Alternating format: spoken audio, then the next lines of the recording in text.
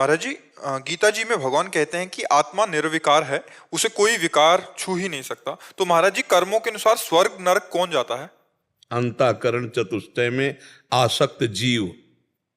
अब इसको किसका प्रश्न है? हाँ, अब शास्त्रों को पढ़े हो, सत्संग किए होगे तो जानोगे, क्योंकि बड़ा गूढ़ विषय है। देखो, स्वप्न में आपने देखा कि बहुत अच्छा कभी स्वप्न आता है, कभी बहुत बुरा स्वप्न आता है।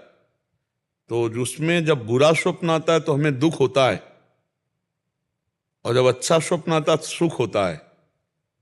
लेकिन आप देखते हैं कि दुख सुख भोगने वाला शरीर सैया में एसी रूम में आराम से पड़ा होता है, न दुख होता है न सुख होता है। पूरा झूठा है कि नहीं? स्वप्न में देखा, सब जो भी देखा, जागृत पर आपको झूठा नजर आया नहीं आया ना? लेकिन उस समय जब स्वप्न में होते हैं तब भोगना होता है कि नहीं? अगर पिटाई हो रही तो पक्की पिटाई हो रही, अगर सुख मिल रहा है तो पक्का सुख मिल रहा है। ऐसा लगता है ना? स्वप्न में तो नहीं लगता कि झूठा है। जो सपने सिर काटे कोई, बिन जागे दुख दूर न होई।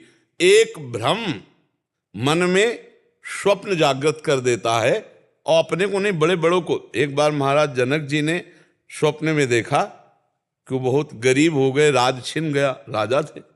अब वो इतने भूख से पीड़ित हैं कि उन्होंने कई घरों से मांगा, तो कुछ दाल चावल एकत्रित कर पाए तो मिट्टी के भांडे में उसे पका रहे थे।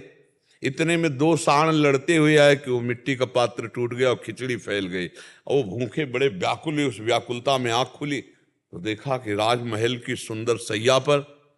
तो उनका ये सत्य कि वो सत्य। बड़े बड़े ज्ञानी जन उनकी सभा में बैठते थे, सभा में आके केवल इतना ही पूछा, यह सत्य कि वह सत्य। अब कुछ यह हुआ कि व्याख्या हो तो उत्तर हो, कोई उत्तर नहीं। तो उन्होंने कहा, सब विद्वानों का भरण पोषण करते हैं, तब तक नहीं जाने देंगे, नजर कैद रखेंगे जब तक हमारे प्रश्न का उत्तर नहीं होगा। तो बड़े बड़े ब्रह्म ऋषियों को, तो अष्टावक्र जी एक बार बालकों के साथ खेल रहे थे, तो बड़े प्रवीण थे अष्टावक्र जी। 8 जगह से टेढ़े थे, और ये टेढ़ापन भी उनके पिता के द्वारा दिया हुआ था। शास्त्र में पढ़ना, उनके पिता वेद उच्चारण कर रहे थे तो गर्भ से आवाज आई, अशुद्ध बोल रहे हो। तो पत्नी से कहा, ये कौन मेरे वेद उच्चारण में अशुद्धता का कौन बोध करा रहा है? बोले, आपका बेटा है गर्भ में। बोले, इतना टेढ़ा है कि गर्भ ही से मुझे टोक रहा है, जा अष्टवक्र हो जा। तो 8 जगह से वो टेढ़े थे।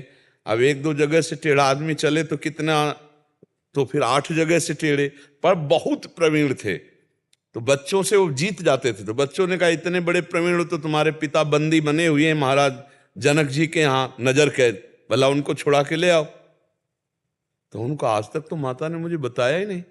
घर गए और कहा, माता पिताजी कहाँ हैं? तो उनको डर था, अगर ये गया और इनको भी नजर कैद कर ले तो मेरे पास तो कोई रह ही नहीं जाएगा। तो जब कहा, मां सत्य को साक्षी करके बोलो पिताजी कहाँ है, तो उनका महाराज जनक ने नजर, सब व्यवस्था ऋषि मुनियों की तरह स्वागत, आप जा नहीं सकते जब तक प्रश्न का उत्तर नहीं होगा, राजहट। अष्टावक्र जी गए, अभी बालक ही थे।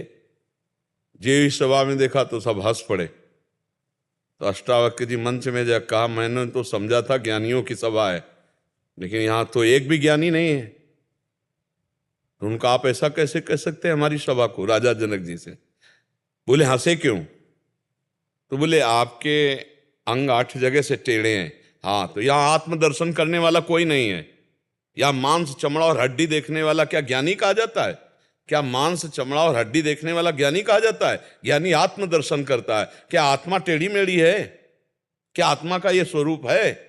सब चुप। हाँ बोल जनक, तेरा क्या प्रश्न है? बड़े बड़े ऋषियों को बंदी बना रखा है, नजर कैद, क्या प्रश्न है? बोले, यह सत्य कि वह सत्य? बोले, ना यह सत्य ना वह सत्य। जब तू जागृत में हुआ तो तेरा स्वप्न सत्य हो गया, और जब तू स्वप्न में था तो जागृत असत्य था। जो एक ही क्षण में असत्य हो जाता है, वो सत्य कैसे हो सकता है? ना ये सत्य ना वो सत्य। कूद पड़े सिंहासन से, चरणों में गिरे। अष्टावक्र जी जनक जी के गुरु है। अष्टावक्र जी, अष्टावक्र गीता का उपदेश किया उन्होंने। तो देखो, आत्मस्वरूप निर्विकार और बंधन मुक्त है, पर वही आत्मस्वरूप जानबूझ के बंध गया। क्या? मैं स्त्री मैं पुरुष, ये देह भाव। इसके अंदर अंतःकरण सूक्ष्म शरीर है, तो स्थूल शरीर तो छूट जाता है और सूक्ष्म शरीर में आसक्त हुआ जीव कर्मानुसार नरक और स्वर्ग को भोगता है।